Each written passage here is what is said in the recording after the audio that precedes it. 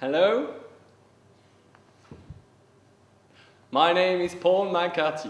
Je suis un artiste contemporain, a performer.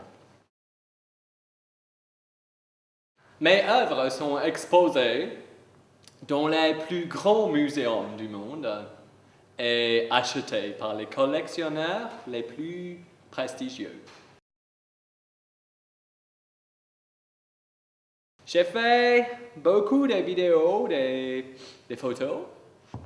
Je fais aussi des sculptures comme le rabbit enfoncé dans le crâne, ou bien l'homme et la femme avec des très gros sexes gris et des têtes de huge pommes vertes.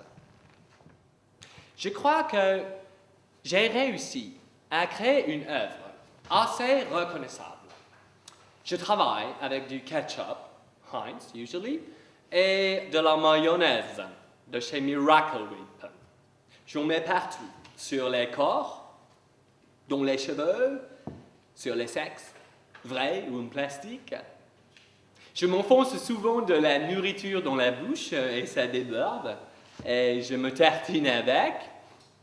Everything is fabrication culturelle, et je la démonte.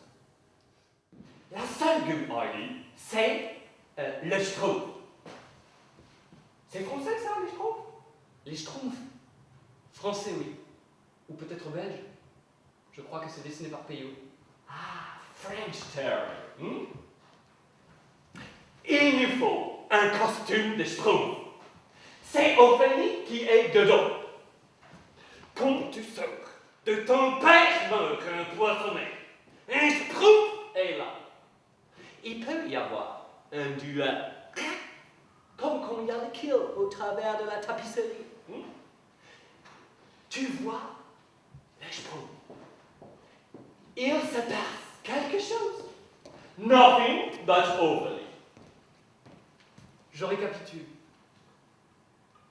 Hamlet père meurt d'un empoisonnement de liquide vert qui lui entre par l'oreille, oreille dont je sors nez à nez avec un Schtroumpf, avec lequel un combat s'engage, qui révèle que sous la tête du Schtroumpf se trouve en fait la blonde Ophélie. Et non bavardage.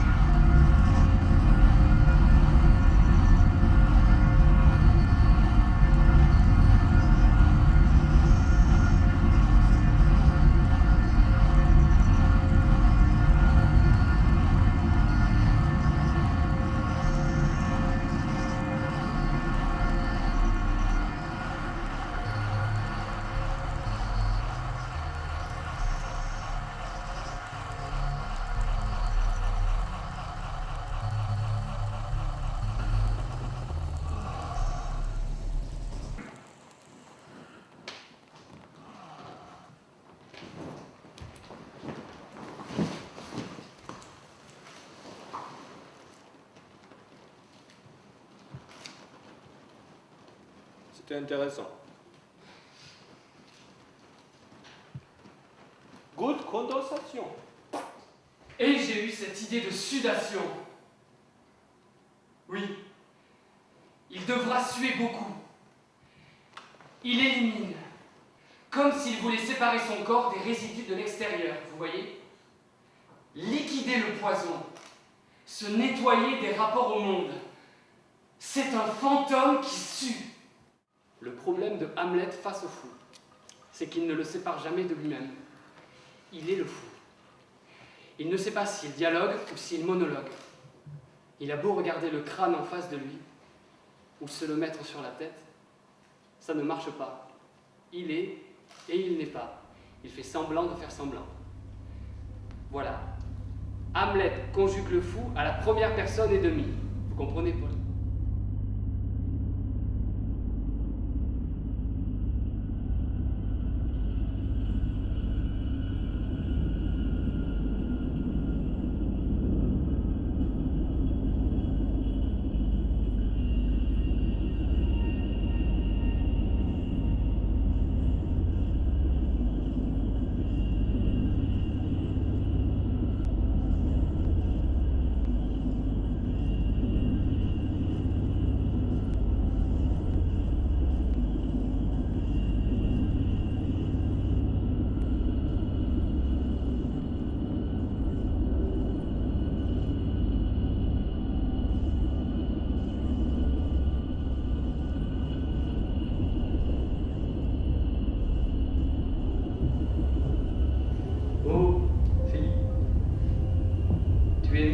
Dans les marais, les genoux hauts, et tu l'as posé incessamment près des roseaux, sur les branches des pommiers nus, dans l'eau plate. Cette rivière dévastée de ragondins et hérons verticaux. On peut voir dans l'eau courante l'image du héron avant le héron. Alors celle que tu aimes s'y dépose et fait bloc. Ses cheveux absents du vent et des courants. Alors du sens s'effondre en toi et prend sens comme on prend racine. Tu es tes poèmes sincères, te voilà des mots. Tu peux noyer la pourriture dans l'alcool, mais l'eau vient toujours rincer tout ce que tu avais désinfecté. Et pourrir, et poser ses lichens et ses algues, et croître les champignons. Même mon crâne n'est plus blanc. Il est pourri de machins verts et noirs qui le rongent et le transforment en moisissure. I don't like ça. Je n'aime pas ça. Le crâne, la tête de mort. C'est boring et triste. Je crois qu'on perd la cohérence visuelle.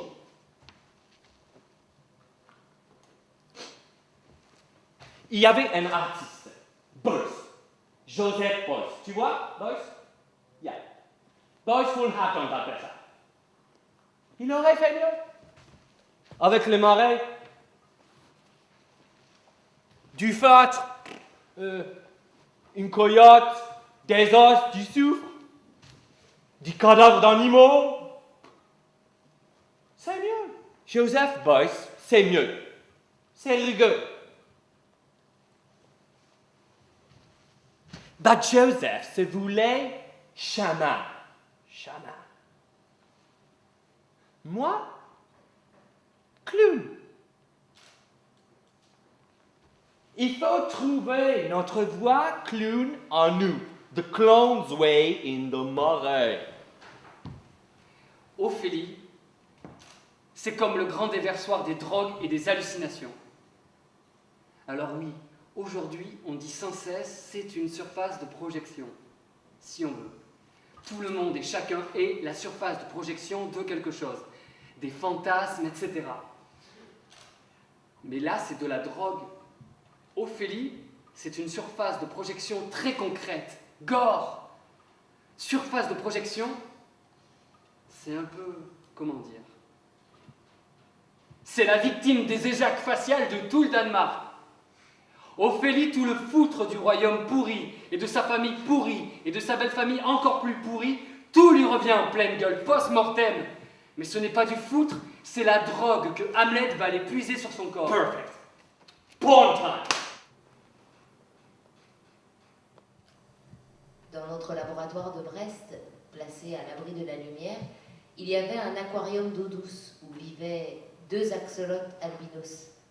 Les axolotes sont d'éternels adolescents. On appelle ça néothénie. Ils peuvent vivre à l'état larvaire sans jamais passer au stade adulte. Mais de manière artificielle, en manipulant les hormones thyroïdiennes, on peut forcer ce passage à l'état adulte. Alors, les branchies disparaissent. La peau se durcit, puis ils meurent vite, beaucoup plus vite. Nous n'avons jamais fait cette expérience.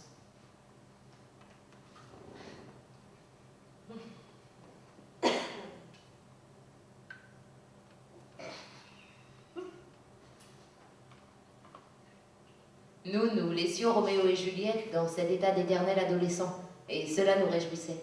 C'était comme s'ils avaient pu suspendre le temps amoureux et caché. Je crois que la sortie de l'adolescence n'est pas un choix. Je crois qu'on prend toujours le risque, en devenant adulte, de passer sa vie à exploiter les richesses de la jeunesse. Pour moi, l'écriture de la thèse a été un peu ce moment charnière. Un été, le laboratoire est resté vide 2 semaines. L'eau du bassin des axolotes s'est évaporée. Roméo et Juliette ont muté. Leurs branchies ont disparu, leur peau s'est durcie. Ils ont commencé à ressembler à 2 gros lézards. Ils étaient devenus adultes. À l'automne, ils sont morts, l'un après l'autre.